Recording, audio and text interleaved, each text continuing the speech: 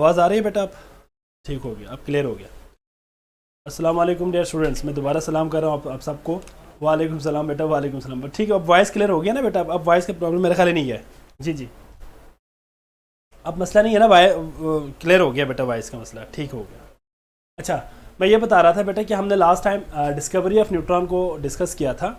ठीक है, आज का जो हमारा टॉपिक होगा वो नम्स के अकॉर्डिंग ज़्यादा इंपॉर्टेंट है। यूएचएस में मैं बताऊंगा साथ में कि यूएचएस के अकॉर्डिंग क्या है।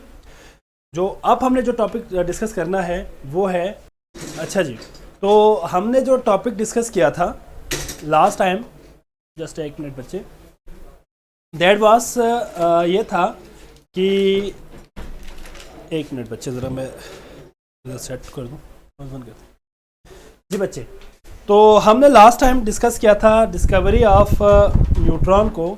आज का जो हमारा टॉपिक होगा वो ये होगा बेटा, मैं पहले टॉपिक वैसे बता देता हूँ, उसके बाद फिर हम लेक्चर शुरू करेंगे। ठीक है, अच्छा जी, तो charge to mass ratio of an electron हम डिस्कस करेंगे, जे थॉमसन ने जो एक्सपेरिमेंट किया था। इसके बाद हम मिल्कन आयल ड्रॉप मेथड डिस्कस करेंगे। For the sake of MCQs point of view हम डिस्कस करेंगे बेटा, वालेकुम सलाम।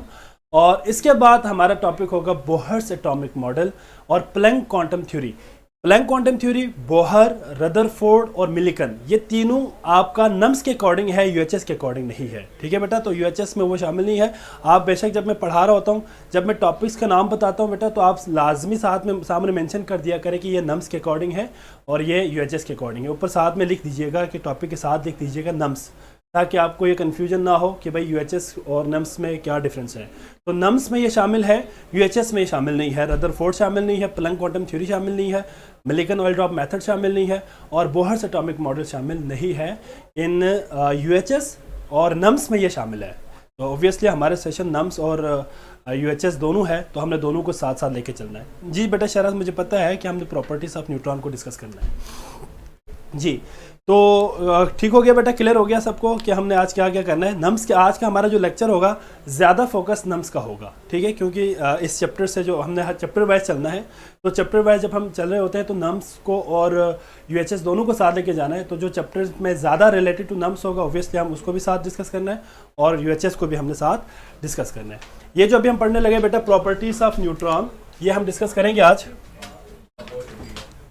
Properties of neutron, properties of neutron की अगर हम बात करें बेटा, न्यूट्रॉन, तो लास्ट टाइम हमने, अगर आपको याद हो, तो प्रॉपर्टीज ऑफ न्यूट्रॉन की हम बात करेंगे बच्चे, एमसीक्यूज पॉइंट ऑफ व्यू से इंपॉर्टेंट भी है और ये यूएचएस में भी है और नम्स में भी है। ऑब्वियसली मैं साथ साथ मेंशन भी कर दूंगा नम्स और यूएचएस दोनों के हवाले से।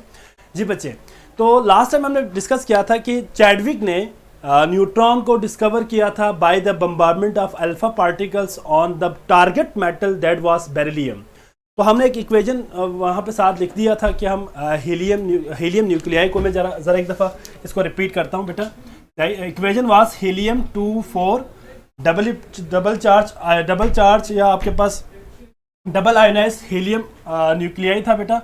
इसको उसने बम्बार्ड किया था बेरिलियम के ऊपर 4 और 9 atomic number and atomic mass. जब इसके ऊपर बम्बार्ड किया टारगेट मेटल के ऊपर, दे विल प्रोड्यूस्ड C6 और 12, साथ में न्यूट्रॉन, इसके ऊपर कोई चार्ज नहीं है, मास 1 है, 1 है।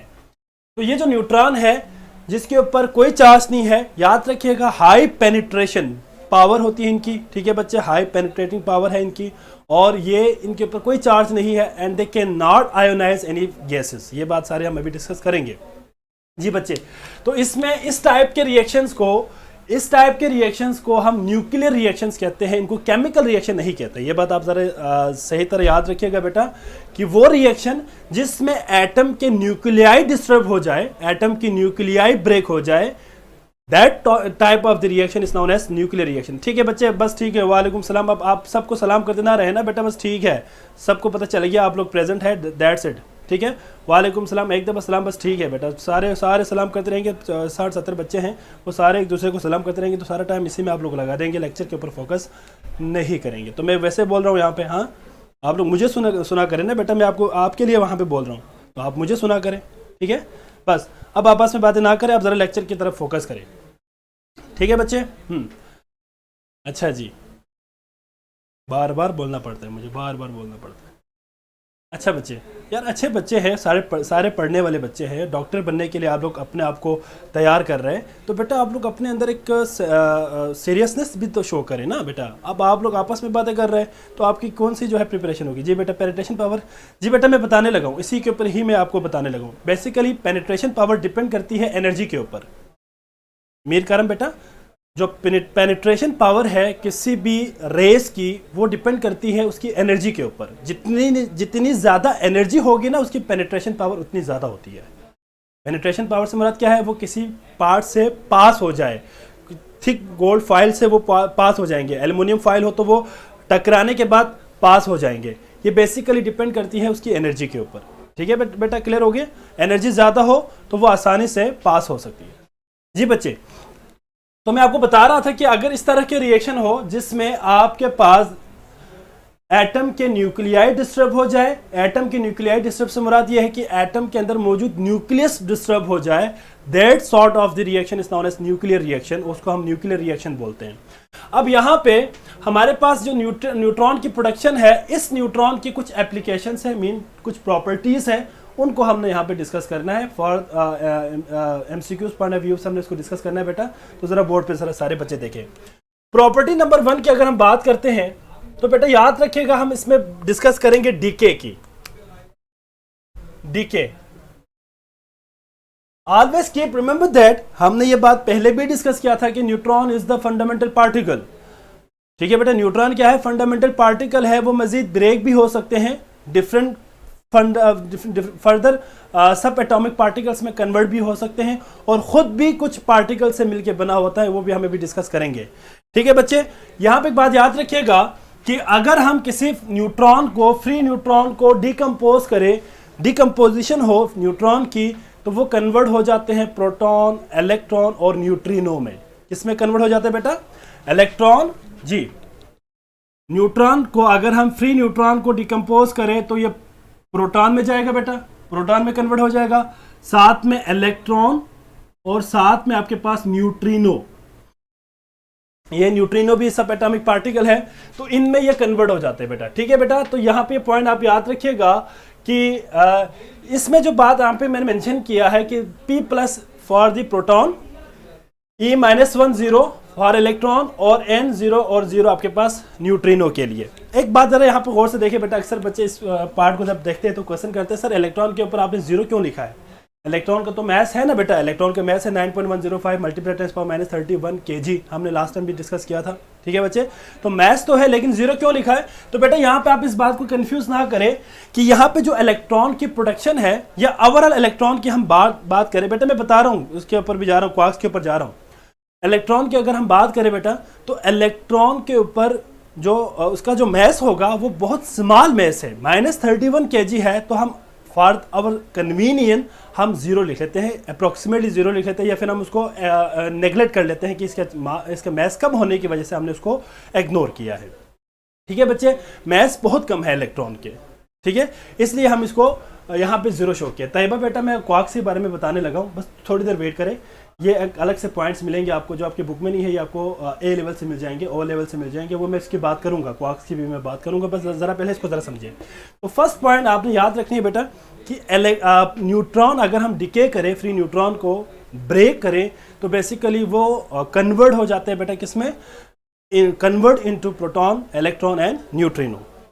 ठीक है बच्चे, अच्छा जी, इसके बाद नेक्स्ट पॉइंट अगर हम यहाँ पे डिस्कस करें तो याद रखिएगा कि जो न्यूट्रॉन है, ये इसके अंदर एक एबिलिटी ये है कि ये एक्सपेल कर देते हैं high speed proton from paraffin, cellulose, water etcetera. ठीक है, मतलब ये क्या कर सकते हैं बेटा, एक्सपेल कर सकते हैं, एक्सपेल हाई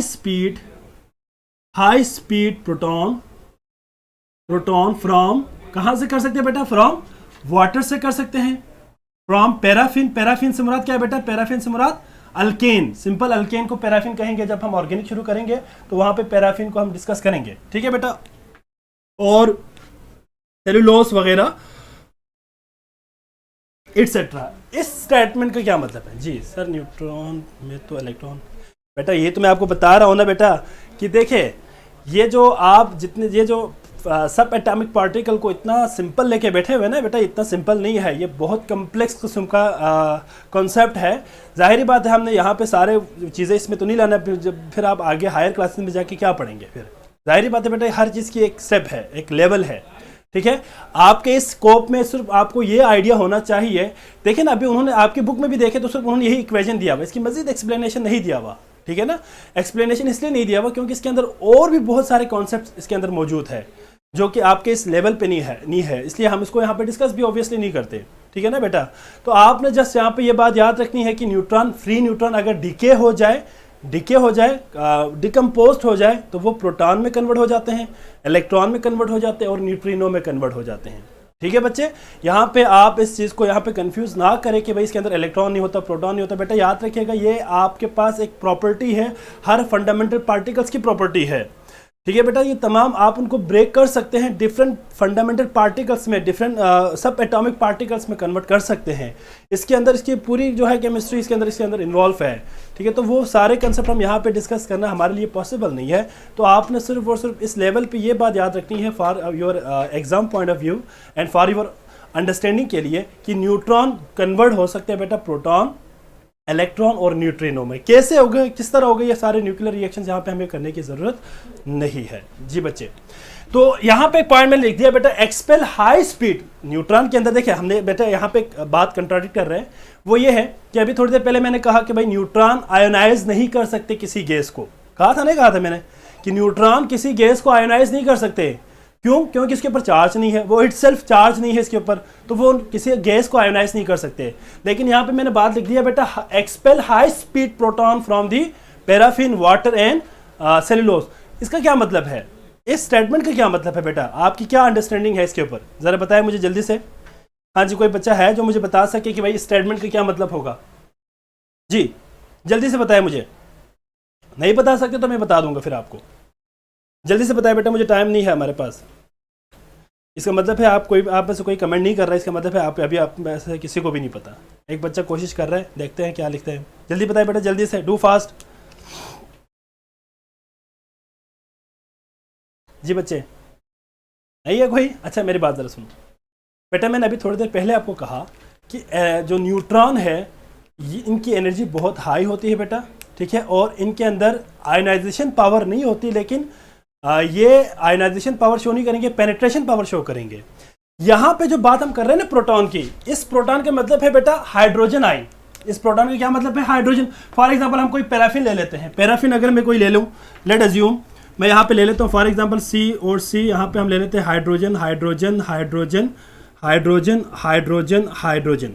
अब आप जरा देखें, ये तमाम के तमाम हाइड्रोजन जब अपना इलेक्ट्रॉन लॉस कर देंगे तो ये क्या बनेगा? H+ बनेगा।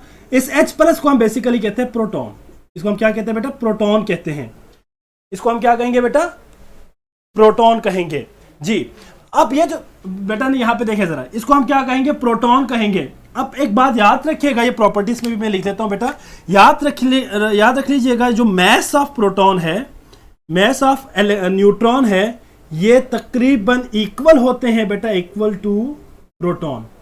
प्रोटॉन का मैस और न्यूट्रॉन का मैस तकरीबन आपस में बराबर होता है बेटा। लेकिन एक बात याद रखिएगा कि जो न्यूट्रॉन है उसका मैस स्लाइडली ज्यादा होता है प्रोटॉन से, लेकिन ज्यादा डिफरेंस नहीं है, स्लाइडली पॉइंट्स में डिफरेंस है, स्लाइडली ज्यादा होगा बेटा क्या कहते हैं, प्रोटॉन से। इसीलिए हमने पहले भी बात की थी कि भाई इलेक्ट्रॉन और प्रोटॉन को अगर हम कंपेयर करें तो proton is 1836 time more heavier than the क्या था बेटा? इलेक्ट्रॉन था। तो यहां पे भी याद रखिएगा, इसका मैस ज्यादा होने की वजह से ये आसानी से इसको क्या कर सकते हैं बेटा? आसानी से इसको क्या कर सकते हैं, मैं बता देता हूं बेटा। इस हाइड्रोजन को इस कंपाउंड के अंदर से बाहर निकाल देते हैं, एक्सपेल कर सकते हैं। नहीं बेटा, प्रोटॉन रिपेल नहीं करेंगे। पैराफिन वाला रिपीट करूं बेटा? अच्छा यहाँ पे देखें जरा, बोर्ड पे देखें, सारे बोर्ड पे देखें बेटा। ये आपके पास एक क्या है? सिंपल इथेन है, 2 कार्बन है, 6 हाइड्रोजन है, दिस इज इथेन। अब इथेन के अंदर मौजूद तमाम के तमाम हाइड्रोजन की अगर हम बात करें तो ये सारे के सारे हाइड्रोजन के पास एक ही इलेक्ट्रॉन है। अब जब अगर आप इसमें से एक इलेक्ट्रॉन को बाहर निकाल दे, फॉर एग्जांपल ये H+ फॉर्म में आ जाए, तो इसको हम क्या कहेंगे? इसको हम प्रोटॉन कहेंगे। आपने सुना होगा ना बेटा, हाइड्रोजन आयन को हम प्रोटॉन भी कहते हैं। क्यों? क्योंकि इसके अंदर कोई इलेक्ट्रॉन नहीं है, इसके अंदर कोई इलेक्ट्रॉन नहीं है, सिर्फ एक ही प्रोटॉन है, इसलिए हम इसको प्रोटॉन भी कह सकते हैं। तो यहाँ पे जो प्रोटॉन का कंसेप्ट है, इस प्रोटॉन को कहेंगे हाइड्रोजन को कहेंगे, हाइड्रोजन आयन को हम प्रोटॉन कहेंगे, जो कि वाटर के अंदर मौजूद है, पैराफिन के अंदर मौजूद है, सेलुलोज के अंदर मौजूद है। इनसे हाइड्रोजन को बाहर निकाल सकते हैं, इनको जो है क्या कर सकते हैं, एक्सपेल कर सकते हैं। न्यूट्रॉन की ये एबिलिटी है, ठीक है। हाई पेनिट्रेशन पावर से मुराद ये है बेटा, फॉर एग्जांपल आपके पास एक थिक एक गोल्ड फॉइल है या कोई भी मेटल का फॉइल है, फॉर एग्जांपल ये, अगर आप यहां से न्यूट्रॉन को इसके ऊपर बम्बार्ड करें, न्यूट्रॉन को इसके ऊपर बम्बार्ड करें, तो बेटा याद रखिएगा ये न्यूट्रॉन आसानी से यहां से पास होकर बाहर निकल आएगा। इस प्रॉपर्टी को बोलते हैं पेनिट्रेशन पावर। और पेनिट्रेशन पावर ज्यादा क्यों है? क्योंकि इनकी एनर्जी बहुत ज्यादा होती है, हाई एनर्जी होती है, इसलिए वो आसानी से पास हो जाती है। ठीक है बेटा, यहां तक बात क्लियर हो गई बेटा। इसके बाद हमने बात की बेटा mass of the neutron is equal to the proton. ठीक है बेटा, इसके बाद बहुत इंपॉर्टेंट एमसीक्यूज है, बहुत इंपॉर्टेंट एमसीक्यूज है बेटा। जी जी बेटा, ऑब्वियसली। अच्छा जी, ये हो गया बेटा प्रॉपर्टीज के बाद एक और प्रॉपर्टी भी याद रखिएगा बेटा, बहुत इंपॉर्टेंट एमसीक्यूज है। फास्ट न्यूट्रॉन और स्लो न्यूट्रॉन की अगर हम बात करें, फास्ट न्यूट्रॉन और स्लो न्यूट्रॉन की अगर हम बात करें, तो बेटा फास्ट न्यूट्रॉन और स्लो न्यूट्रॉन को हम क्लासिफाई करते हैं on the basis of their moving speed, speed of the motion. इसके हवाले से अगर हम बात करें तो बेटा याद रखिएगा, अगर तो हमारे पास ये इसकी अगर हम वैल्यू लिखें, तो ट्रेवल की बात करें या मोशन की बात करें, तो अगर इसके जो ट्रेवल है वो ट्रेवल करे विथ 1.2 मेगा इलेक्ट्रॉन वोल्ट के हिसाब से मूव करे, तो that would B fast neutron. और अगर ट्रेवल करे, न्यूट्रॉन ट्रेवल करे with less than 1 electron volt के हिसाब से, तो that would be the slow neutron, that would be the slow neutron. ठीक है बच्चे, क्लियर हो गया? यहां तक पॉइंट सबको क्लियर हो गया बेटा? जी बच्चे देखिए, स्लो ज़्यादा इफेक्टिव आपके पास न्यूक्लियर फ्यूजन रिएक्शंस के लिए होते हैं। ये सारी बातें यहाँ पे बताना ज़रूरी नहीं है। जो न्यूक्लियर फ्यूजन रिएक्शन है ना, जो nuclear fission reaction, sorry fission, जो फिशन रिएक्शन है उनके लिए स्लो न्यूट्रॉन ज़्यादा इफेक्टिव है ऑब्वियसली। लेकिन जो प्रोजेक्टाइल की बात करें, आप प्रोजेक्टाइल मोशन की बात करें, प्रोजेक्टाइल में अगर आप बात करें तो उसके लिए फास्ट हमारे लिए ज़्यादा एप्लीकेबल होगा। उनकी हमने यहाँ पे बात नहीं करनी, जस्ट आपको यहाँ पे एमसीक्यूज़ के हवाले से याद रखनी है।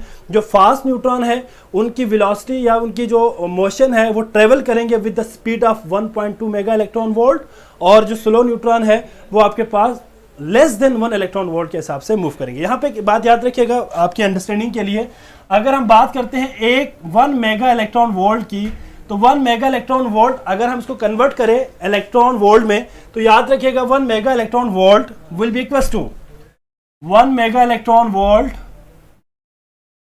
Will be equal to 10⁻6 electron volt. मतलब 1 मेगा इलेक्ट्रॉन वोल्ट के अंदर 1 मिलियन इलेक्ट्रॉन वोल्ट होते हैं। ठीक है बच्चे, 1 मिलियन इलेक्ट्रॉन वोल्ट होते हैं। इसको हम कहते हैं, एक सिंपल प्रीफिक्स है, कन्वर्जन है। मेगा इलेक्ट्रॉन वोल्ट को अगर आप इलेक्ट्रॉन वोल्ट में लेके जाना चाहे तो लेके जा सकते हैं, इलेक्ट्रॉन वोल्ट को मेगा में लेके जा सकता है। तो मतलब सिंपल आप ये याद रखिएगा, 1 मेगा इलेक्ट्रॉन वोल्ट के अंदर 10⁻6 इलेक्ट्रॉन वोल्ट है बेटा।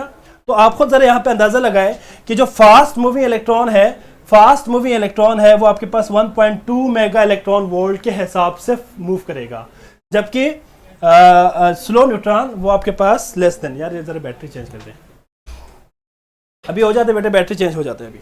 ठीक है बेटा, क्लियर हो गया सबको? यहां तक हो जाते बेटा, अभी बैटरी चेंज हो जाएगा। ठीक है, ऑब्वियसली बेटा देखिए, मैंने आपको यहाँ पे ये बात आपको मैंने बता दिया, जो फास्ट मूविंग है वो फास्ट मूविंग क्यों है। अगर आप एनर्जी के हवाले से बात करें तो अगर जो 1.2 मेगा इलेक्ट्रॉन वोल्ट के हिसाब से जो मूव कर रहा है, ऑब्वियसली उसकी एनर्जी उससे कई गुना ज़्यादा होंगे, कई गुना ज़्यादा, मिलियंस में ज़्यादा होंगे, मिलियंस टाइम ज़्यादा होंगे, ग्रेटर होंगे, तभी तो वो इतना फास्ट मूव कर रहा है ना बेटा। अगर स्लो मूव करे तो उसकी एनर्जी भी उसी हिसाब से कम होती है ना, मोशन भी उतनी हिसाब से कम होती है। ठीक है, इसमें इतना ज़्यादा रॉकेट साइंस नहीं है बेटा, मेरे ख्याल है आप सबको क्लियर हो गए होंगे। ठीक है, अच्छा जी, तो बेटा अभी चेंज हो जाता, बेटा बैटरी चेंज कर लिया है ऑब्वियसली बेटा। देन या बेटा मोर पेनिट्रेशन पावर होंगे तो लेस इसकी आयनाइजेशन होगी। वेरी गुड, वही बात है। ठीक है, सब बात वही है, आयनाइजेशन कम कर सकेंगे अगर उसकी पेनिट्रेशन पावर ज़्यादा हो। ठीक है बच्चे, जी जी। अच्छा जी, अब मैं एक इंपॉर्टेंट एमसीक्यूज बताने लगा हूँ बेटा, आपके पेपर पॉइंट ऑफ व्यू से बहुत इंपॉर्टेंट है। जो न्यूट्रॉन खुद किन चीजों से मिलकर बना हुआ है, तो याद रखिएगा बेटा, न्यूट्रॉन खुद 3 क्वार्क से मिलकर बना होता है। ये पॉइंट लिखे रखिए बेटा, neutron made up of 3 quarks. 3 quarks, याद रखिएगा। ये क्वार्क्स में भी वैसे मैं आपको बता देता हूं, लेकिन यहां पे नहीं, ये फिजिक्स में पढ़ेंगे हायर क्लासेस में। क्वार्क्स की भी टाइप्स है। इसमें जो है दो बॉटम क्वार्क है और एक अपवर्ड क्वार्क है। इसमें टाइप है अप एंड डाउन। इसमें 2 डाउन क्वार्क और एक अप क्वार्क मिलके आपके पास एक न्यूट्रॉन बनेगा। यहां पे आपने ये जो बात याद रखनी वो ये है कि सिर्फ 3 क्वार्क मिलके आपके पास एक न्यूट्रॉन बनाएगा। ठीक हो गया बेटा? ऑब्वियसली बेटा, more and more penetration, obviously. अच्छा बच्चे, यहां तक क्लियर हो गया बेटा? एक और पॉइंट, और बहुत इंपॉर्टेंट पॉइंट है। अब सवाल ये पैदा होता है कि भाई न्यूट्रॉन के ऊपर कोई चार्ज नहीं है, तो न्यूक्लियस के अंदर ये क्या कर रहा है, क्या काम है इसका न्यूक्लियस के अंदर? तो बेटा याद रखिएगा कि आपको पता है कि प्रोटॉन के ऊपर पॉजिटिव चार्ज है। जब प्रोटॉन के ऊपर पॉजिटिव चार्ज है तो एक न्यूक्लियस के अंदर फॉर एग्जांपल एक से ज्यादा प्रोटॉन हो तो प्रोटॉन को आपस में रिपल कर देंगे, तो उसका वहां पे जीना हराम हो जाएगा एक प्रोटॉन का उसके अंदर। फॉर एग्जांपल 2-3 प्रोटॉन्स मौजूद है, तीनों को आपने एक ही न्यूक्लियस के अंदर रखा हुआ है, तो उन तीनों को वहां पे आपस में स्टे करना, रखना मुश्किल हो जाएगा। वही मिसाल है, अगर आप 3 डॉग्स, पागल किस्म के डॉग्स को अगर आप एक ही कमरे में ओपन छोड़ दें तो वो क्या करेंगे, वो एक दूसरे को काट डालेंगे, ऑब्वियसली ना बच्चे। वही मिसाल है कि अगर आप 3 प्रोटॉन को एक ही न्यूक्लियस के अंदर रख दें तो वो तीनों एक दूसरे को इतना रिपेल करेंगे, इतना रिपल्शन काज करेंगे कि वो एटम के स्ट्रक्चर को ही कोलैप्स कर सकते हैं। तो इस कोलैप्शन को या इस डिस्ट्रक्शन को रोकने के लिए बेसिकली न्यूट्रॉन अपना रोल प्ले करती है। न्यूट्रॉन का काम क्या है? न्यूट्रॉन का काम यह है कि वो न्यूक्लियस के अंदर प्रोटॉन की रिपल्शंस को मिनिमाइज कर देते हैं, उसकी रिपल्शंस को खत्म कर देते हैं ताकि प्रोटॉन उसके अंदर स्टे रहे। मीन टू से आप वही मिसाल ले ले, 3 डॉग्स को आपने, पागल किस्म के डॉग्स को आपने कमरे में रखा हुआ है, उनको बांध के रखा हुआ है किसी चीज से, तो जो आप जिस चीज से वो बांध के रखा हुआ है ना, that would be the neutron, role of neutron. तो न्यूट्रॉन का रोल क्या है बेटा? वो चार्ज को बैलेंस रखते हैं, उनकी रिपल्शन को मिनिमाइज कर देते हैं। The point is got it बेटा? तो यहाँ पे भी हम ये बात मेंशन कर सकते हैं कि ये क्या करेंगे बेटा, न्यूट्रॉन जो है, न्यूट्रॉन रिस्पॉन्सिबल है बेटा किसके लिए बेटा? चार्ज बैलेंस के लिए in the nucleus, charge balance के लिए। एनी प्रॉब्लम बेटा यहाँ तक किसी बच्चे को है तो, वरना फिर मैं आगे मूव करूंगा। नेक्स्ट टॉपिक है बेटा आपके पास measurement of E/m ratio of electron. Video stuck हो रहा है? नहीं यार, देखे जरा, वीडियो स्टक हो रहा है। ठीक है बेटा, हो गया बेटा, क्लियर हो गया। 2 डाउन और एक अप, जी बिल्कुल, क्वार्क्स।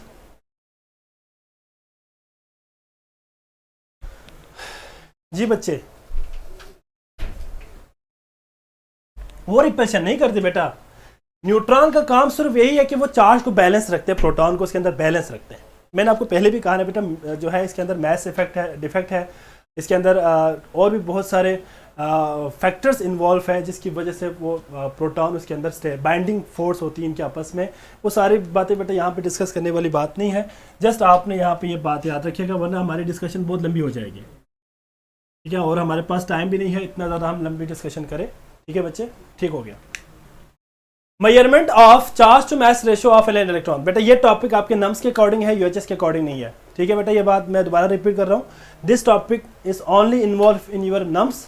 ठीक है बेटा, यूएचएस में नहीं है। तो आपने ज़रा ऑब्वियसली नम्स और यूएचएस दोनों का आपने पेपर देना है, तो बेटा नम्स का पेपर लाजमी दे दीजिएगा। ठीक है बेटा, नम्स का पेपर लाजमी देना है आप लोगों ने, क्योंकि नम्स का पेपर इतना मुश्किल नहीं आता है जितना आप बच्चों के लिए एमडी केट का पेपर होता है, इतना मुश्किल नम्स का कभी नहीं आता। और नम्स में मेरिट भी इतनी ज़्यादा वो नहीं है क्योंकि आर्मी है। ठीक है, तो उसमें आपके लिए सिलेक्शन आसानी से भी हो सकती है। किसी दिन मैं आपको बताऊंगा कि नम्स में आप कैसे वो करेंगे, बहरहाल वो मैं किसी दिन और किसी दिन मैं आपको बता दूंगा कि नम्स में आप कैसे अपने आप को प्रिपेयर कर सकते हैं। बेटा मैंने ऐसे लोग भी देखा हुआ नम्स में जिनके मार्क्स कम थे एफएससी में कम थे, लेकिन उन्होंने एंट्री टेस्ट में इतने अच्छे मार्क्स गेन कर लिया कि उनकी आसानी से हो गए। ठीक है बेटा, तो आप उसको जी जी जी बच्चे, ठीक है, नहीं वो मुझे काम था इसलिए मैंने ज़रा माइक ऑफ कर दिया। अच्छा जी, तो मैं बता रहा था बेटा कि ये नम्स के अकॉर्डिंग इंपॉर्टेंट है, ठीक है, तो आपने इसको उसी हिसाब से तैयार करना है। जी बच्चे ज़रा यहाँ पे देखें कि measurement of charge to mass ratio में याद रखना बेटे कि J Thomson, Joseph John Thomson ने एक एक्सपेरिमेंट परफॉर्म किया बेटा। इस एक्सपेरिमेंट की मदद से उसने charge by mass ratio find out किया, ठीक है बेटा, फाइंड आउट किया। इसने किया क्या था, उन तमाम एक्सपेरिमेंट को हम यहाँ पे ड्रा करते नहीं रहेंगे, मेन पॉइंट्स को मैंने यहाँ पे डिस्कस करना है। जरा बोर्ड पे देखिए बेटा, सबसे पहले जरा बोर्ड पे देखिए उसने क्या किया बेटा। उसने डिस्चार्ज ट्यूब लिया, फॉर एग्जांपल ये डिस्चार्ज ट्यूब है, इसके अंदर जाहिर बात है एनोड और कैथोड दोनों है, ठीक है, क्योंकि यहाँ से हमने क्या प्रोड्यूस करना था बेटा, यहाँ से हमने कैथोड रेस को पास करना है, जाहिर बात है कैथोड रेस की प्रोटेक्शन हमने इसके अंदर करनी है। तो फॉर एग्जांपल ये डिस्चार्ज ट्यूब है, तो सारे के सारे एक्सपेरिमेंट वही था जो शुरू में उन्होंने किया था। डिस्चार्ज ट्यूब एक्सपेरिमेंट को जो विलियम क्रूक ने किया था उसी तरह ही उन्होंने एक्सपेरिमेंट को डिज़ाइन किया। और इसने क्या किया, उसने 3 काम किए। सर ज़रा गौर से मेरी बात सुनना बेटा। एक उसने क्या किया बेटा, कैथोड रेस को पास होने दिया, प्रोड्यूस होने दिया in the absence of magnetic and electric field. उसने इलेक्ट्रिक फील्ड को भी ऑफ रख दिया, मैग्नेटिक फील्ड को भी ऑफ रख दिया, और देखा कि भाई what would be the position या what would be the point of the fluorescence produced in the discharge tube. वो देखना यह चाह रहा था कि भाई इसकी पाथ किस तरफ जा रहे हैं। अब जरा गौर से मेरी बात सुनना बेटा। जब उसने कैथोड, बेटा आप आपस में बातें ना करें ना बच्चे। फॉर एग्जाम्पल यहां से कैथोड रेस की प्रोडक्शन हो रही है, तो कैथोड रेस यहां से प्रोड्यूस होकर फॉर एग्जाम्पल इस पॉइंट पे जाके क्या कर रहा है बेटा, ग्लो प्रोड्यूस कर रहा है, ठीक है, ग्लो प्रोड्यूस कर रहा है जी, ठीक है बेटा। इसके बाद उसने एक दफा मैग्नेटिक फील्ड को ऑन कर दिया, इलेक्ट्रिक फील्ड को ऑफ रख दिया, इसके बाद फिर इलेक्ट्रिक फील्ड को ऑफ कर दिया, मैग्नेटिक फील्ड को ऑन कर दिया। इसी तरह उसने एक्सपेरिमेंट को सीरीज में परफॉर्म करने के बाद कुछ रिजल्ट्स निकाले, उसको भी हम देखेंगे। नंबर 1 पॉइंट जरा यहां बोर्ड पे देखिएगा बेटा। उसने क्या किया, इलेक्ट्रिक फील्ड और मैग्नेटिक फील्ड दोनों को ऑफ रख दिया।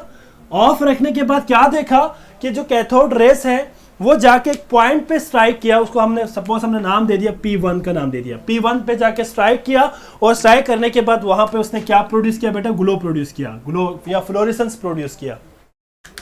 इसके बाद उसने क्या किया बेटा, इसके बाद उसने इलेक्ट्रिक फील्ड को फॉर एग्जांपल ऑफ रख दिया और मैग्नेटिक फील्ड को ऑन कर दिया। तो क्या देखा उसने, जाहिर बात है हमने बात पहले भी पढ़ के आए बेटा कि इलेक्ट्रिक फील्ड और मैग्नेटिक फील्ड के अंदर जो कैथोड रेस है वो अपना बिहेवियर शो करती है। फॉर एग्जांपल मैग्नेटिक फील्ड है, तो हमने लास्ट टाइम भी बात की थी कि अगर चार्ज पार्टिकल है इलेक्ट्रॉन, तो वो क्या करेंगे, वो perpendicular to the line joining 2 poles के अकॉर्डिंग अपनी बेंडिंग शो करेंगे। इसी तरह इलेक्ट्रिक फील्ड में वो टूवर्ड्स द पॉजिटिव प्लेट अपनी मूवमेंट शो करेंगे। ठीक है बच्चे, ठीक है बच्चे। तो क्या देखा उन्होंने, जब इलेक्ट्रिक फील्ड ऑफ कर दिया और मैग्नेटिक फील्ड को ऑन कर दिया, तो पॉइंट 2 पे जाके इसने ग्लो प्रोड्यूस किया। फॉर एग्जांपल पॉइंट 2 पे जाके ग्लो प्रोड्यूस कर दिया। ठीक है बच्चे। इसके बाद उसने क्या किया, इसके बाद उसने इलेक्ट्रिक फील्ड और मैग्नेटिक फील्ड एडजस्ट किया। हो गया मिस? अच्छा जी, ठीक है बेटा, क्लियर हो गया जी जी। अब मेरी बात जरा गौर से सुनना है बेटा, मैं दोबारा इसको रिपीट कर रहा हूं बेटा, आप आपस में बातें ना करें। अब जरा मेरे लेक्चर के ऊपर फोकस करें ताकि आपको ये पॉइंट समझ आ जाए। फिर बाद में कहते हैं रिपीट कर फिर बार बार रिपीट करता रहूँगा तो आपका अगला टॉपिक रह जाएगा। अब मेरी बात जरा गौर से सुनना है बेटा ध्यान से सुनना है, ठीक है बेटा। सबसे पहले उसने क्या किया, इलेक्ट्रिक फील्ड को भी ऑफ रख दिया, मैग्नेटिक फील्ड को भी ऑफ रख दिया, और देखा कि भाई कहाँ पे जाके स्ट्राइक कर रहा है। तो उसने एक पॉइंट पे यहाँ पे डिस्कस किया। फॉर एग्जांपल यहाँ पे देखें, जब उसने इलेक्ट्रिक फील्ड को भी ऑफ रख दिया, मैग्नेटिक फील्ड को भी ऑफ रख दिया, तो आपके पास जो कैथोड रेस है वो स्ट्रेट लाइन में मूव किया और P1 पे जाके उसने ग्लो प्रोड्यूस किया। अब इसके बाद उसने इलेक्ट्रिक फील्ड और मैग्नेटिक फील्ड को उस तरह से उन्होंने क्या किया बेटा, एक चीज को बंद रख दिया, ऑफ रख दिया, एक को उन्होंने ऑन कर दिया। सेकेंड पॉइंट बेटा, electric field of and magnetic field on. जब उसने इलेक्ट्रिक फील्ड को ऑफ रखा और मैग्नेटिक फील्ड को ऑन कर दिया, तो फॉर एग्जांपल जो कैथोड रेस की बेंडिंग है वो कुछ इस तरह हो गई। पॉइंट ये P1 था बेटा, ये P2 पे चला गया। जब उसने मैग्नेटिक फील्ड को ऑफ कर दिया, इलेक्ट्रिक फील्ड को ऑन कर दिया, तो फॉर एग्जांपल ये गया पॉइंट P3 के ऊपर। मतलब मैं यहाँ पे ये पॉइंट यहाँ पे नीचे लिख देता हूँ बेटा। जब उसने इलेक्ट्रिक फील्ड को ऑन कर दिया और मैग्नेटिक फील्ड को ऑफ कर दिया, तो ये कहां पे जाके ग्लो प्रोड्यूस किया बेटा, P3 पे जाके ग्लो प्रोड्यूस किया। फॉर एग्जांपल मैं कह रहा हूं, बेटा एक्स्ट्रा क्लासेस का अभी मैं आप लोगों के मुश्किल है क्योंकि टाइम टेबल ज़रा बड़ा मसला कर रहा है, मतलब मैनेज नहीं हो रहा, क्योंकि अब हमारे फेडरल बोर्ड की भी क्लासेस स्टार्ट हो गई है, तो ये सारे टाइम टेबल मैनेज नहीं हो रहा। सिर्फ मैं ई केट में ले पा रहा हूँ लेक्चर, क्योंकि ई केट का मैं दो दिन से ले रहा हूँ, 2-3 दिन से मैं ई केट का लेक्चर ले रहा हूँ, डबल लेक्चर, क्योंकि ई केट का टाइम भी कम है, उनका सिलेबस बहुत ज़्यादा है और टाइम कम था, इसलिए मैं उनका डबल लेक्चर ले रहा हूँ। आप लोगों का ये होगा कि अगर रिक्वायरमेंट हुई तो मैं जब ये इस मंथ में मैंने ई केट को कंप्लीट करना है, इस मंथ में मैं ई केट का सिलेबस कंप्लीट करके ऑर्गेनिक इनऑर्गेनिक और ये सारे पढ़ा के उनको मैंने फ्री कर देना है। उनको फ्री करने के बाद मेरा ई केट में लेक्चर ख़त्म हो जाएगा, तो फिर मैं कोशिश करूँगा कि आपका इसमें कोई ना कोई लेक्चर, आपका 2-4 लेक्चर मैं आपको एक्स्ट्रा अरेंज करूँगा। वैसे आपको जो है इसमें परेशान होने की ज़रूरत नहीं है। आपका सेशन जाना है सितंबर तक, तो सितंबर तक आपका आराम से सुकून से आपके सिलेबस फर्स्ट ईयर भी ख़त्म हो जाएंगे, ऑर्गेनिक भी और इनऑर्गेनिक भी। ठीक है बच्चे, तो आप लोग परेशान ना हो, आपकी प्रिपरेशन इंशाल्लाह अच्छी तरह हो जाएगी। बस आप लोगों ने अच्छी तरह लेक्चर्स को सुनना है, अच्छी तरह आप लोगों ने लेक्चर को अंडरस्टैंड करना है। ठीक है, एक्स्ट्रा लेक्चर के बारे में अभी फिल वक्त में आपको अभी एक्स्ट्रा, क्योंकि टाइम पॉसिबल नहीं बन रहा बेटा, इसलिए अभी पॉसिबल नहीं है। ठीक है ना, तो आगे फिर कॉलेजेस भी ओपन हो जाए तो फिर कॉलेज भी जाना होता है हमें, तो जाहिर बात है कॉलेजेस ओपन हो जाने के बाद फिर वहाँ पे भी टाइम नहीं मिलेंगे। ठीक है, तो कोशिश करेंगे बेटा आपका सिलेबस का मसला नहीं होगा, आप परेशान ना हो, आपका सिलेबस एग्जैक्ट टाइम पे ख़त्म होना है। आपके पास बहुत टाइम है, लेकिन जो ई केट है उनके पास टाइम बहुत कम है। ई केट का हमने अभी मेहनत उनको 29 तक ख़त्म करना है, क्योंकि मैं 4-5 डेज़ के लिए मैं जा रहा हूँ, तो इसलिए मैं क्लास नहीं ले पाऊँगा। आप लोगों की भी क्लास नहीं होगी, लेकिन मैं बाद में इसको कंपलसेट कर दूँगा। ठीक है बेटा, इसमें कोई प्रॉब्लम नहीं है। नहीं बेटा सेम नहीं है, ई केट का बहुत ज़्यादा सिलेबस है, आपका एम केट का फिर भी सिलेक्टिव टॉपिक्स है ना। ई केट में complete chemistry first year second year complete शामिल है, 27 चैप्टर्स करवाने हैं हमने उनको, तो वो बड़ा लेंथी हो जाता है। अच्छा जी, इलेक्ट्रिक फील्ड ऑन कर दिया, मैग्नेटिक फील्ड को ऑफ करके देखा उसने, तो पॉइंट P3 पे जाके उसने ग्लो प्रोड्यूस किया। अब मेरी बात ज़रा गौर से सुनना है बेटा, अब उसने क्या किया, अब उसने जे थॉमसन ने डिस्चार्ज ट्यूब के अंदर बेटा याद रखिएगा, डिस्चार्ज ट्यूब के अंदर जो कैथोड रेस प्रोड्यूस हो रहा था वो अपने पाथ में मूव कर रहा था, स्ट्रेट पाथ में मूव कर रहा था। नहीं बच्चे नहीं, electric field of magnetic field on करते तो पाथ स्ट्रेट नहीं होगा ना बेटा, वो स्ट्रेट नहीं जाएगा, वो बेंड करेगा। मैंने यहाँ पे लिख दिया है, आप एक दफ़ा देख लेना बाद में। अब मेरी बात ज़रा गौर से सुनो बेटा, इलेक्ट्रिक फील्ड भी अप्लाई किया, मैं एक दफ़ा इसको रिपीट कर रहा हूँ, गौर से ज़रा सुनना है, इसके बाद मैं रिपीट नहीं करूँगा।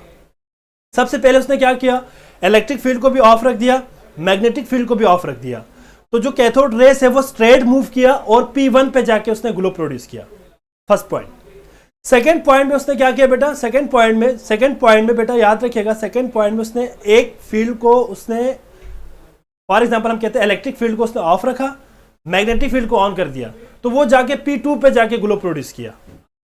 थर्ड उसने क्या किया, इलेक्ट्रिक फील्ड ऑन रखा, मैग्नेटिक फील्ड को ऑफ कर दिया, तो वो P3 पे जाके अपना ग्लो प्रोड्यूस किया। इसके बाद फाइनली उसने क्या किया, फाइनली जे थॉमसन ने इलेक्ट्रिक फील्ड भी अप्लाई किया, मैग्नेटिक फील्ड भी अप्लाई किया ऑन कैथोड रेस। तो उसने इस तरह से अप्लाई किया, जरा गौर से सुनना मेरी बात, जरा ये बहुत इंपॉर्टेंट पॉइंट बताने लगा हूं बेटा। इलेक्ट्रिक फील्ड भी अप्लाई किया, मैग्नेटिक फील्ड भी अप्लाई किया।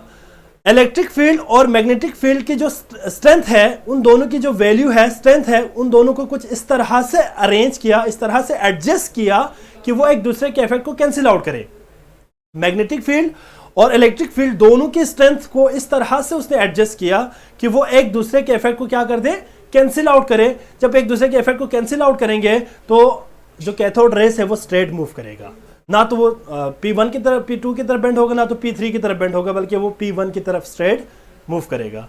तो इस पॉइंट को जरा अपने याद रखनी बेटा कि उसने इलेक्ट्रिक फील्ड और मैग्नेटिक फील्ड ऑन दोनों को ऑन किया बेटा, और साइमल्टेनियसली अप्लाई किया दोनों को, और क्या देखा, ये P1 पे जाके ग्लो प्रोड्यूस किया।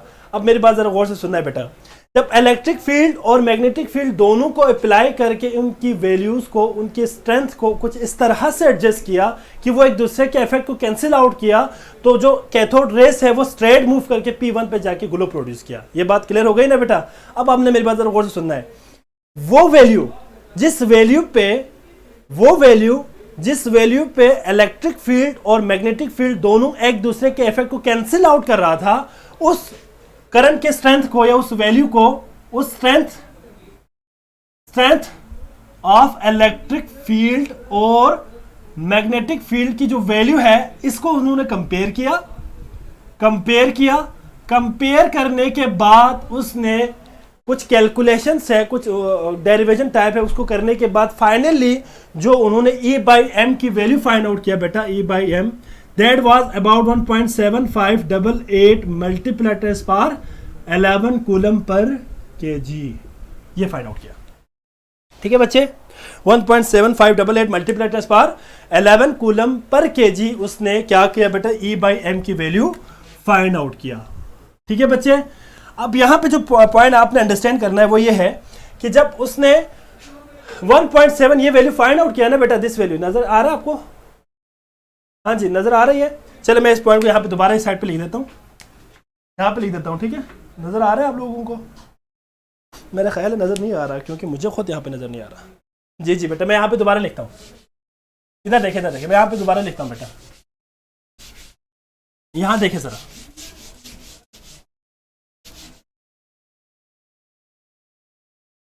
यहाँ देखे जरा बेटा, बोर्ड पे देखे जरा। ठीक है, जब उसने स्ट्रेंथ ऑफ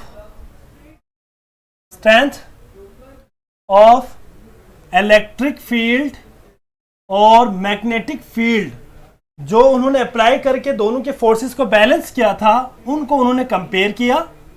कंपेयर करने के बाद उन्होंने charge to mass ratio find out किया with the help of some calculation, जिसकी वैल्यू आ गई बेटा 1.7588 मल्टीप्लाई 10⁻11 कूलम पर केजी। ये वैल्यू उसने E बाई एम के लिए फाइंड आउट कर लिया।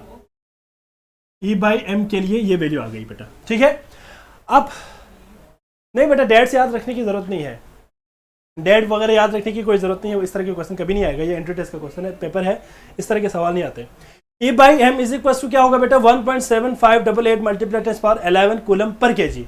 इसका मतलब ये है कि अगर आपके पास 1 kg इलेक्ट्रॉन हो, 1 kg इलेक्ट्रॉन हो, तो उसके ऊपर चार्ज कितना होगा बेटा, 1.7588 मल्टीप्लाई 10⁻11 कूलम चार्ज होगा on 1 kg of electron. The point is got it बेटा।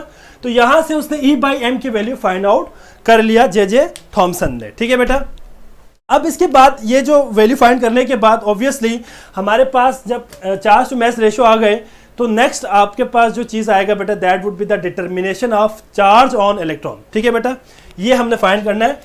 उसके लिए हमारे पास जो जिस बंदे ने काम किया था, that was Millikan oil drop method. अगर आपको याद हो, अगर आप पंजाब टेक्स्ट बुक पढ़ रहे हैं या लाहौर बोर्ड के स्टूडेंट्स हो, पंजाब बोर्ड के स्टूडेंट हो, तो आप लोगों ने बेटा रेगुलर क्लासेस में मिलिकन ऑयल ड्रॉप मेथड को for the sake of very important long question study किया था।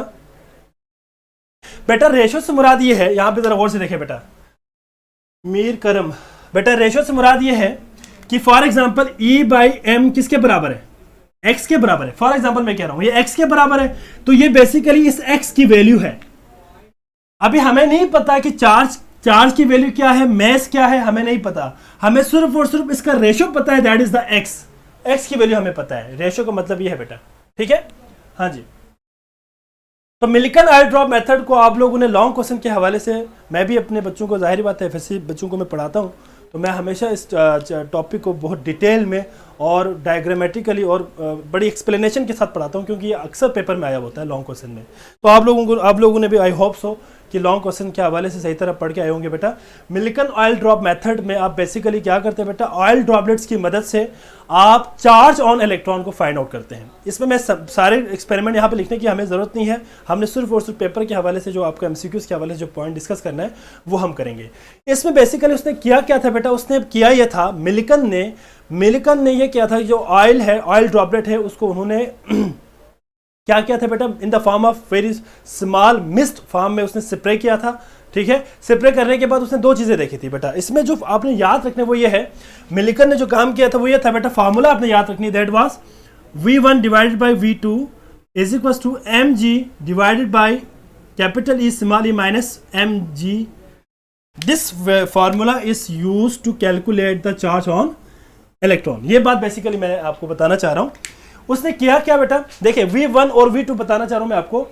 V1 और V2 क्या चीज है? V1 वो वेलोसिटी है ऑयल ड्रॉपलेट्स की जब आपने उसको आयोनाइज नहीं किया था, वो अंडर द ग्रेविटी बॉटम की तरफ मूव कर रहा था, that would be the velocity V1। V2 क्या चीज है? जब आपने उस ऑयल ड्रॉपलेट के ऊपर एक्सरे पास करके उसको आयोनाइज किया था, जब आयोनाइज करने के बाद जब आपने इलेक्ट्रिक फील्ड अप्लाई किया तो जो ऑयल ड्रॉपलेट थे वो अपवर्ड मूवमेंट शो किया था, अपवर्ड मूव करना शुरू कर दिया था। तो जो अपवर्ड मूवमेंट है दैट इज V2 और जो डाउनवर्ड मूवमेंट है दैट इज V1। ठीक है बच्चे, अब यहां पे वेलोसिटी V1 और V2 समझ आ गए ना बेटा। और ये m क्या चीज है? मैस है। g क्या है बेटा? g is the gravitational acceleration, capital E is the electric field, E is the charge जो हमने फाइंड करना है, और m इज द मैस और g is obviously acceleration due to gravity. बेटा वीडियो क्यों नहीं चल रहा है बेटा? आप रिफ्रेश करें ना बेटा। बेटा ठीक है, यहाँ पे तो सही जा रहा है बेटा, यहाँ पे कोई प्रॉब्लम नहीं है। ठीक है बेटा, क्लियर हो गया यहाँ पे। अब उसने क्या किया बेटा, अब उसने ये सारे कैलकुलेशन करने के बाद इन तमाम की वैल्यूज को पुट करने के बाद जो फाइनल उसने जो मिलिकन ने चार्ज फाइंड किया, that was 1.59 multiply by 10⁻⁻19 coulomb. इसने ये वैल्यू फाइंड किया बेटा। एमसीक्यूज के हवाले से बहुत इंपॉर्टेंट है। अगर आपसे पूछते हैं कि मिलिकन ने चार्ज ऑन इलेक्ट्रॉन फाइंड किया था वो क्या था, तो आपने ये वैल्यू याद रखनी है 1.59 मल्टीप्लाई 10⁻⁻19 कूलम। लेकिन अगर हम मॉडर्न की बात करें, जो हमारे पास रिसेंट वैल्यू है मॉडर्न वैल्यू की, अगर हम बात करें मॉडर्न वैल्यू क्या है बेटा? Modern value is 1.6022 multiply 10⁻⁻19 coulomb. अब आप जरा देखें दोनों में क्या डिफरेंस है। इन दोनों में डिफरेंस सिर्फ और सिर्फ पॉइंट्स में है। अगर आप देखें तो ये दोनों एक दूसरे के बहुत करीब करीब वैल्यू है। इसको अगर आप राउंड ऑफ कर दे तो इसके बराबर आएगा। लेकिन एमसीक्यूज में बाज वक्त आपको कंफ्यूज करने के लिए दोनों वैल्यू दे देते हैं। दोनों वैल्यू देने के बाद आपसे पूछेंगे मिलिकन ने कौन सा ड्राइव किया था, मिलिकन ने डिटर्मिनेशन किसकी की थी। तो बेटा आप एग्जैक्ट वैल्यू याद रखिएगा, मिलिकन ने ये किया था और जो मॉडर्न टेक्निक्स के जरिए हमारे पास ये है। लेकिन हम आम कैलकुलेशन में हम मॉडर्न को ही इस्तेमाल करते हैं। ठीक है बेटा, मॉडर्न हम इस्तेमाल करते हैं। बेटा आपस में बातें ना करें, मॉडर्न हम इसको इस्तेमाल करते हैं और अक्सर कैलकुलेशन में आता भी इसी को ही लेके आते हैं। अब यहां से बेटा आपके पास मैस ऑफ इलेक्ट्रॉन निकल आएगा। मैस ऑफ इलेक्ट्रॉन कैसे निकलेंगे बेटा? हाँ जी जल्दी से बताएं मुझे।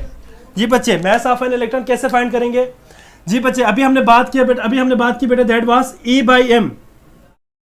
E by M is equal to X की वैल्यू क्या थी बेटा? 1.7588 मल्टीप्लाई 10⁻11 कूलम पर केजी। ठीक है बच्चे, ये हमने बात अभी थोड़ी देर पहले जे थॉमसन से हमने इसको कैलकुलेट किया। ई की वैल्यू हमने यहां से निकाली। अब ई की वैल्यू मैं यहां पे रिसेंट वाली पुट करूंगा। ठीक है, आप इसको पुट ना करें, इसको पुट करें क्योंकि तकरीबन दोनों सेम है।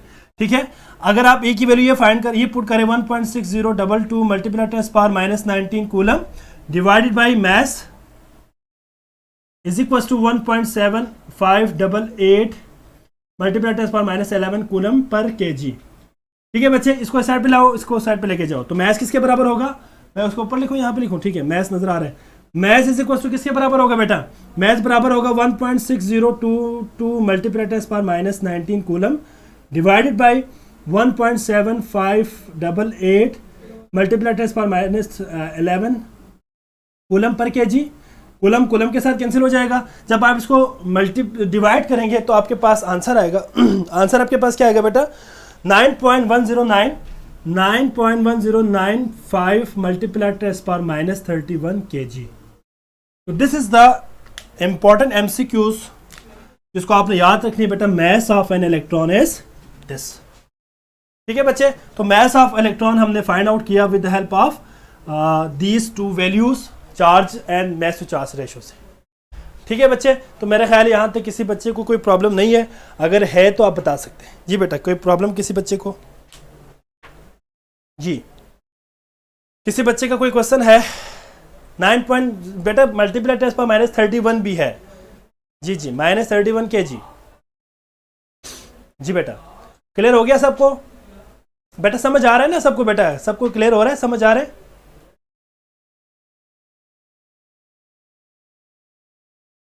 बेटा मुझे आपकी बात समझ नहीं आई बेटा। जहरा बेटा मुझे समझ नहीं आपकी बात।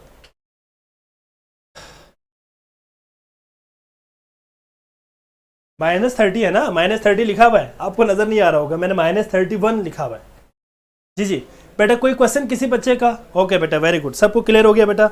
अब नेक्स्ट टॉपिक आपका आएगा, दैट इज, अभी मेरे पास टाइम भी है, कुछ टाइम है, तो मैं नेक्स्ट टॉपिक को भी यहाँ पे कर लूंगा बेटा।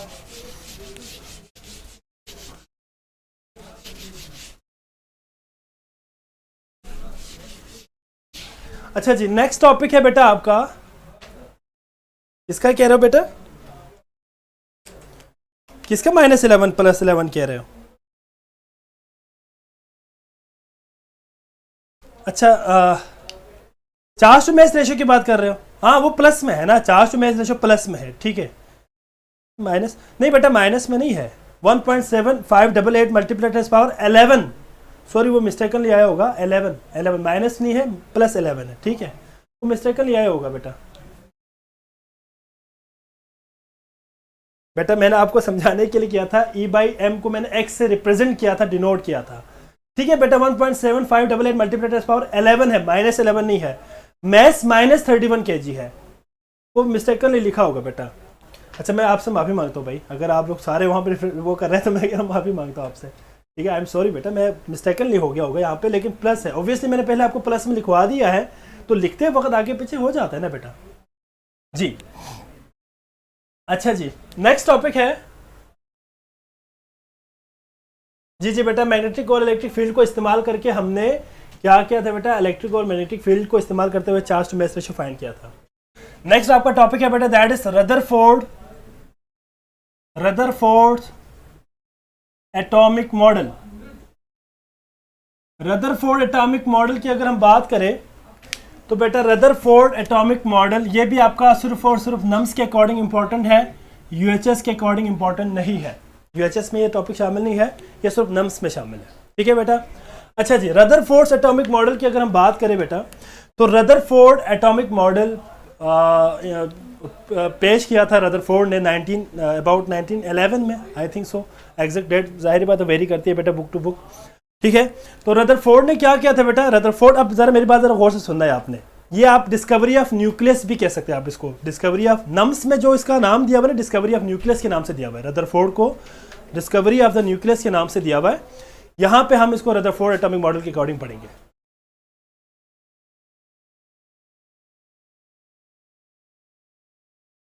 ऑब्वियसली, हाँ obviously, very good Abdul Hadi, आपने अपना नाम चेंज कर दिया। अब्दुल हादी, मुझे बहुत खुशी हुई बेटा, आपने कंफर्म जन्नती से अपना नाम चेंज कर दिया, वेरी गुड बेटा Abdul Hadi, I appreciate you बेटा, मुझे बड़ी खुशी हो गई बेटा। मैंने आपकी जो है ना प्रोफाइल पिक देख के मुझे पता चल गया कि आपने अपना नाम चेंज कर दिया, अब्दुल हादी बेटा। थैंक यू बेटा, आपने मेरी बात सुन लिया, जी जी। अच्छा जी, ठीक है बेटा, अब्दुल हादी ठीक हो गया। अच्छा, अब मैं बताना ये चाह रहा था कि डिस्कवरी ऑफ न्यूक्लियस में हमने ये बात की थी बेटा। देखिए मेरी बात जरा गौर से सुना बेटा, आप आपस में बातें नहीं करनी आपने, ठीक है, आपस में बातें आप ना करें। रदरफोर्ड क्या करना चाह रहा था बेटा? देखिए, ये जो न्यूक्लियस की डिस्कवरी है ये एक्सीडेंटली हो गया था। रदरफोर्ड खुद करना क्या चाह रहा था? देखिए, रदरफोर्ड ने जब इस एक्सपेरिमेंट को परफॉर्म किया था, इससे पहले पहले इलेक्ट्रॉन भी डिस्कवर हो चुका था, प्रोटॉन भी डिस्कवर हो चुका था, ठीक है बेटा। जी बेटा, मिल्किंस भी नम्स के अकॉर्डिंग है, मिल्किंस भी नम्स के अकॉर्डिंग, मैंने बता तो दिया था आपको, ठीक है। अच्छा जी, मैं बताना ये चाह रहा था कि भाई रदरफोर्ड बेसिकली वो करना क्या चाह रहा था? Rutherford want to see what is the assembly of electron and proton in an atom. मतलब वो देखना ये चाह रहा था कि भाई इलेक्ट्रॉन डिस्कवर हो गए, प्रोटॉन डिस्कवर हो गए, लेकिन इलेक्ट्रॉन और प्रोटॉन एटम के अंदर कहाँ पे है, ये चीज़ बताने के लिए उसने अपना एक्सपेरिमेंट किया था रदरफोर्ड ने। न्यूक्लियस डिस्कवर करने के, डिस्कवरी हमेशा एक्सीडेंटली हो जाती है, वो हम बाय प्लानिंग नहीं कर सकते कोई भी चीज़। तो मतलब यहाँ पे रदरफोर्ड ये देखना चाह रहा था कि भाई एटम के अंदर इलेक्ट्रॉन और प्रोटॉन की पोजीशन क्या होगी, what would be the position of an electron and proton in an atom. वो उसकी असेंबली देखना चाह रहा था, तो उसको असेंबली देखते देखते उसने क्या कर दिया, न्यूक्लियस डिस्कवर कर दिया, ठीक है बच्चे। तो उसने basically arrangement of the electron and proton in atom देखना चाह रहा था। उसने एक्सपेरिमेंट में क्या किया था बेटा, हम शॉर्टली देखेंगे। एक्सपेरिमेंट में उसने क्या किया था, उसने by the bombardment of alpha particles से मुराद क्या है बेटा, helium nuclei on thin gold foil. Thin gold foil. यहां पे बेटा आपने एमसीक्यूज के हवाले से याद रखनी है, जो थिकनेस थी थिन गोल्ड फॉइल की, थिकनेस वाज क्या था बेटा, अबाउट 0.4 सेंटीमीटर। मतलब जो थिन गोल्ड फॉइल है थिन गोल्ड फॉइल, इसका जो थिकनेस है वो आप समझ ले कि आपके पास एक फास्ट टिश्यू के बराबर है, फास्ट टिश्यू से भी कम, एक फास्ट टिश्यू के थिकनेस से भी कम थिकनेस का उन्होंने थिन गोल्ड फॉइल लिया। इसके ऊपर उन्होंने अल्फा पार्टिकल्स की बम्बार्डमेंट किया। ठीक है बच्चे, और उसने क्या क्या ऑब्जर्वेशन किया बेटा, ऑब्जर्वेशन क्या क्या किया हमने शॉर्टली देखना है इसको। ऑब्जर्वेशन क्या क्या किया उसने, ऑब्जर्वेशन किया था कि बेंडिंग ऑफ अल्फा पार्टिकल्स, उसने देखा है बेंडिंग ऑफ अल्फा पार्टिकल्स देखने के लिए उसने अपना एक्सपेरिमेंट इसकी ऑब्जर्वेशन क्या क्या किया। जी बेटा, आप एक्सपेरिमेंट में याद रखिएगा कि मेजॉरिटी जो अल्फा पार्टिकल्स थे वो पास हो गए बेटा, pass undeflected through the thin gold foil, undeflected मतलब ये डिफ्लेक्ट हुए बगैर पास हो गए उस थिन गोल्ड फॉइल से।